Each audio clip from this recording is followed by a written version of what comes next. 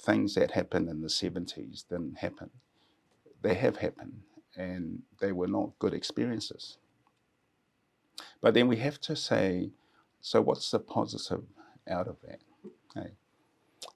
Because you can't keep reliving the bad stuff.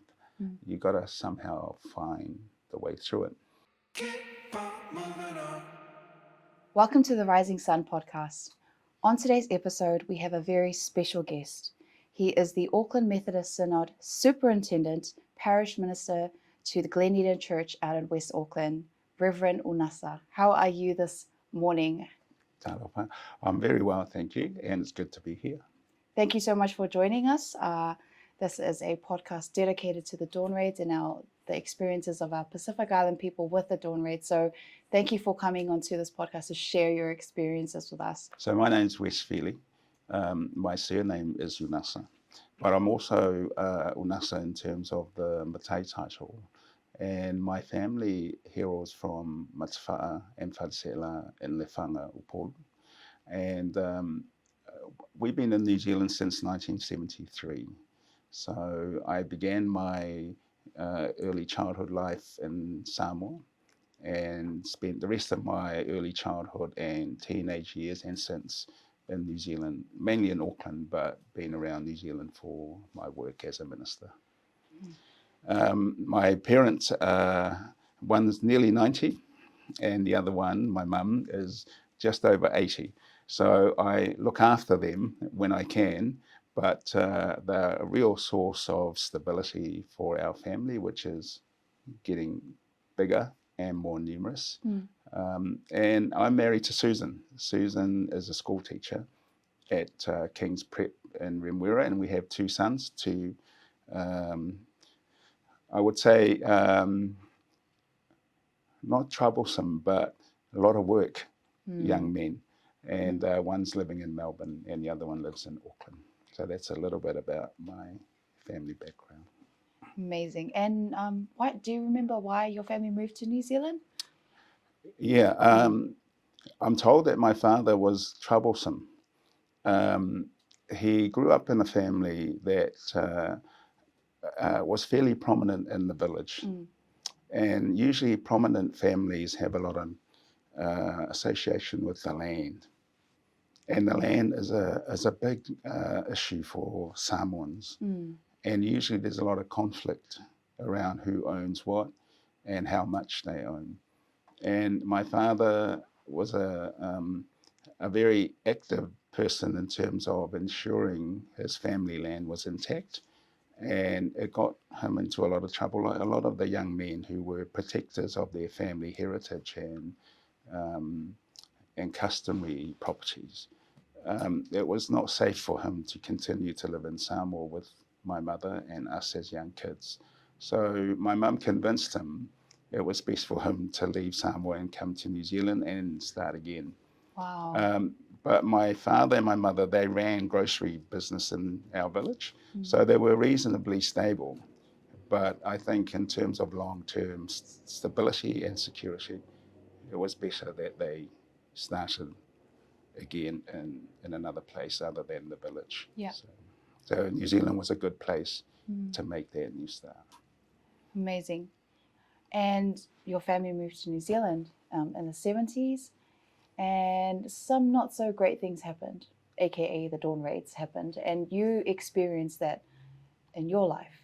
Yeah. Could you tell us a bit about the experience? Yeah. So moving to New Zealand, we settled in Auckland. And our family came over mainly because it was really to resolve some family issues, not so much an economic issue or any kind of economic deprivation that led to us coming over. But we came over in terms of knowing that we had a place in Samoa, we were stable in Samoa, and we had a strong connection to Samoa. So New Zealand was more of a place to stay, but Samoa was really home. But having come over to get things moving, as most immigrant families needed to do, we needed to have a base in terms of a house, and jobs and things for our family. So my father and my mother brought over family members, um, my father's brothers, cousins, and they lived with us and worked in the factories, mainly to support the family back in Samoa. So yes, it was to do the things here, but it was mainly to build the family in Samoa. So they were very much on the initially 3 months permit, Mm. and if they were really keen to stay, they went on to 6 months. And if anybody really liked New Zealand, then of course he came over permanently. But most of our family came over for 3 months or 6 months, and then went back to Samoa because that was home for all of us. Mm. Mm. So, your family was moving back and forth from the islands. New Zealand was kind of a place to expand. It wasn't more of you guys were doing really well in Samoa. And then you experienced the dawn raids here in New Zealand when you moved. What was that experience like? Mm.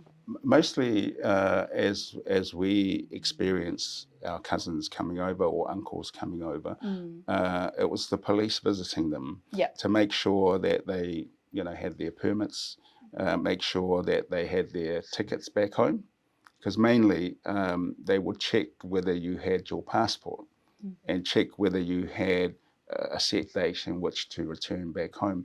And a lot of that was done through the factories they worked in.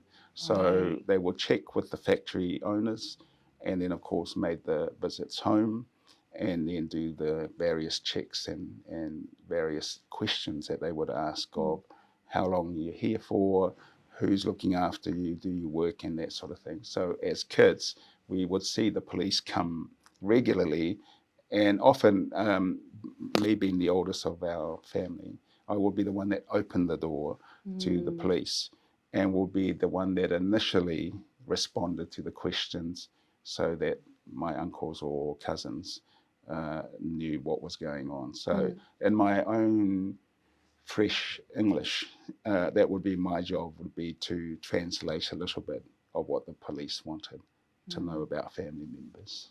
What kind of experience was that? An aggressive experience? Were they nice, or were they reasonable when they knocked on the door, or were they kind of disrespectful? I think when you grow up in Samoa, you learn the hierarchy of authority. So we always sort of treated anyone who came who happened to be Palangi with respect, but also we saw them as being authoritarian in terms of their status and their work. Um, Obviously, as young kids, you always accepted whatever the behavior was, or whatever the tone of the voice was, or whatever the demands were. That's just normal. It's the authority speaking to you as a Pacific person, but as a child as well.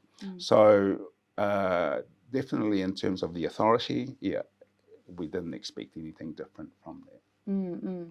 That's so funny that you say that, because it's maybe it was normalized. And what did your parents say to you guys, like how to respond if the cops come? Like, were they, in my head, I'm imagining saying, be respectful, don't question them too much, just make sure you give what's needed, what they need from you. Was that kind of like how your parents were talking to you guys at the time?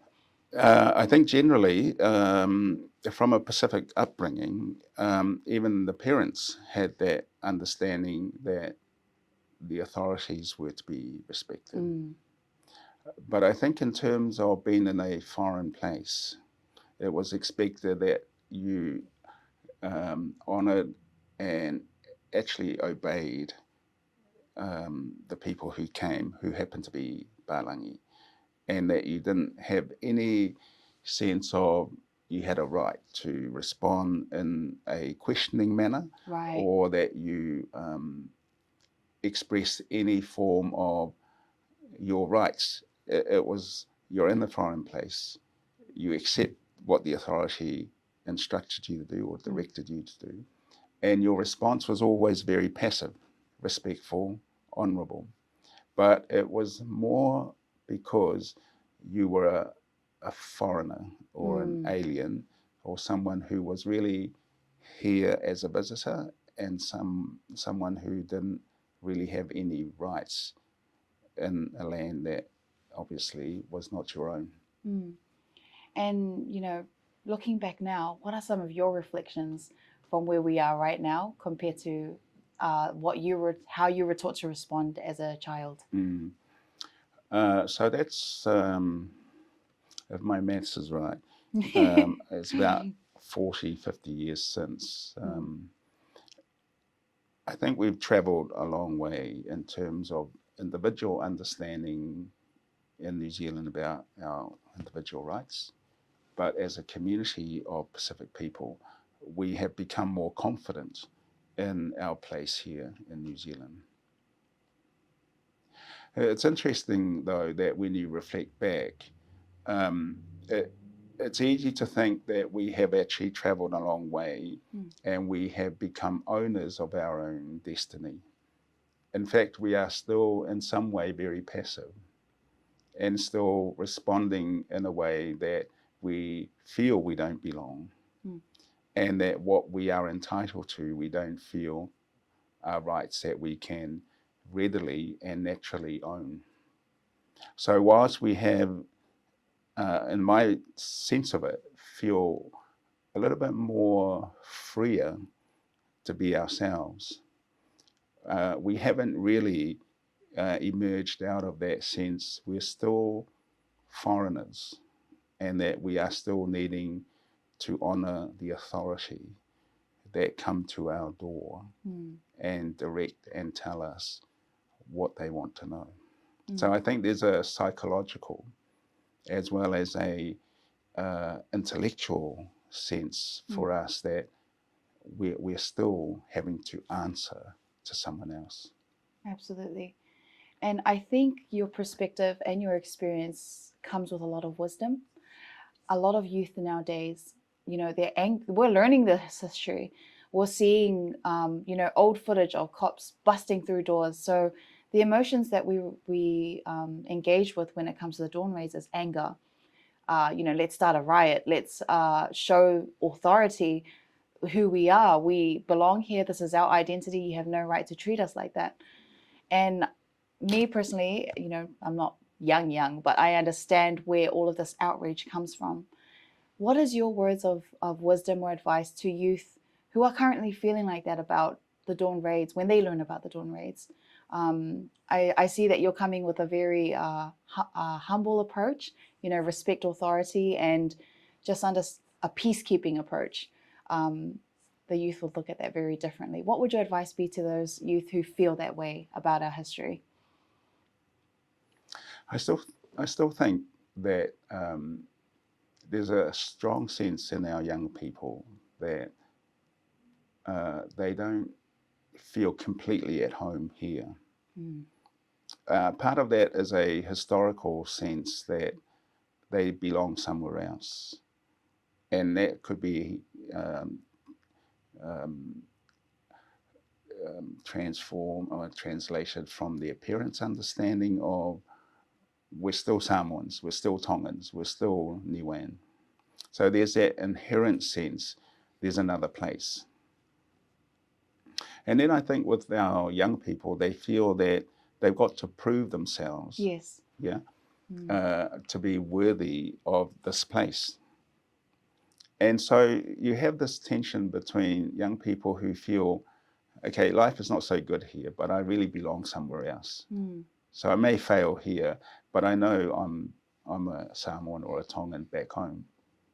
And then there's this other sense that they don't really feel they've made a success of this migration story. Yeah. Because everybody, I think, quite rightly feel a lot was sacrificed for them to have a new start. But in making that start, they haven't quite felt they've achieved their potential. So there's a tension of belonging somewhere else and this tension of not being good enough.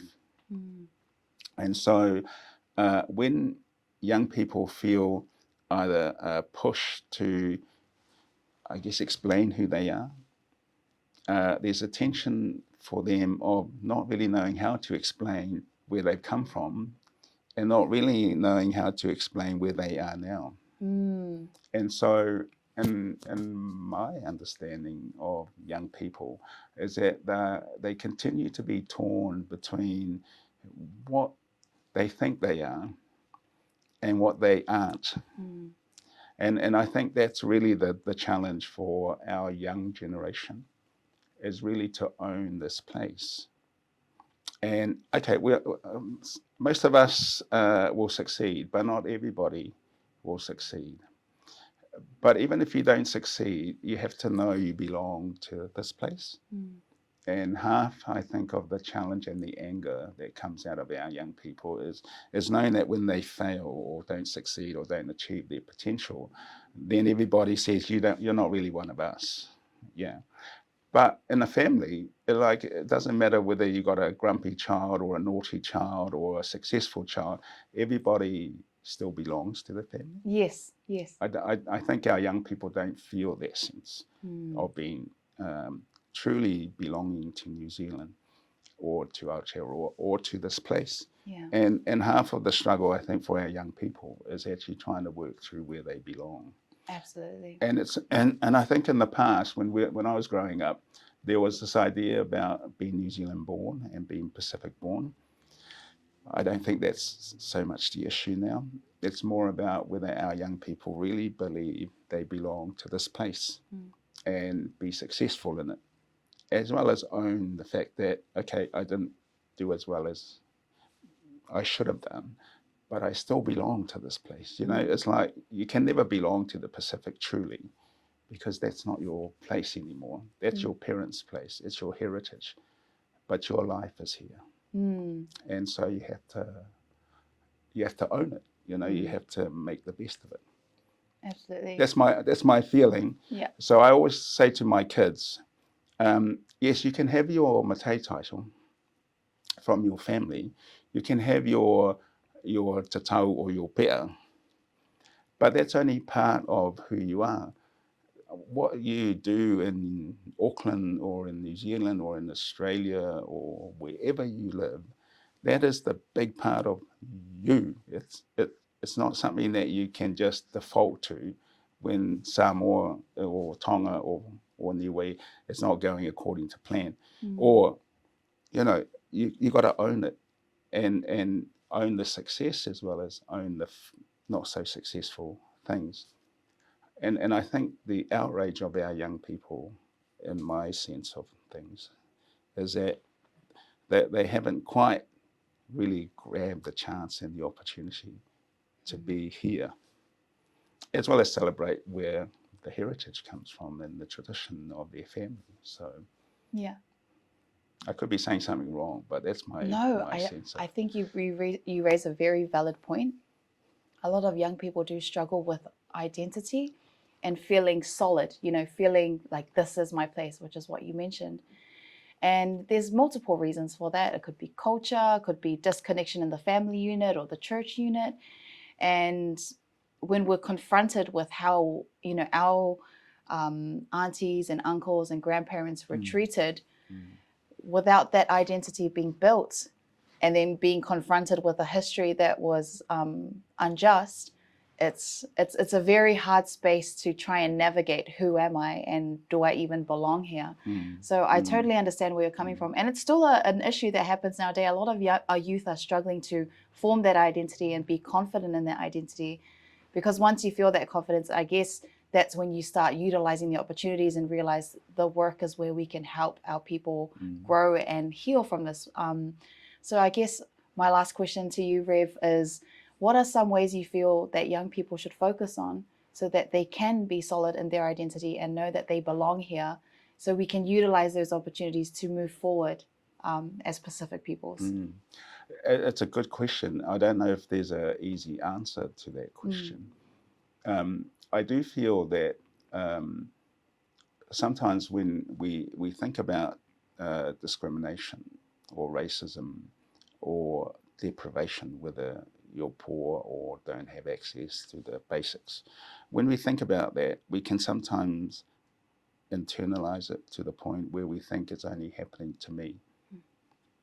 But when we look at discrimination or racism or all the issues that are floating around, it's not a unique experience for Pacific people to be discriminated against or to be deprived of what you feel is your entitlement. What I think we can do as Pacific young people, but Pacific people generally, is not to say the things that happened in the 70s didn't happen. They have happened, and they were not good experiences. But then we have to say, so what's the positive out of that? Okay? Because you can't keep reliving the bad stuff. You got to somehow find the way through it.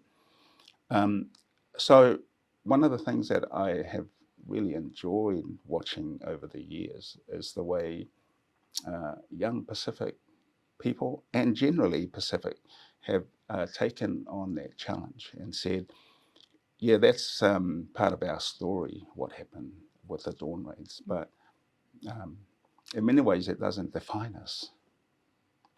I think it adds, personally, I think it adds to the mana of Pacific people. But also I think it gives us a story.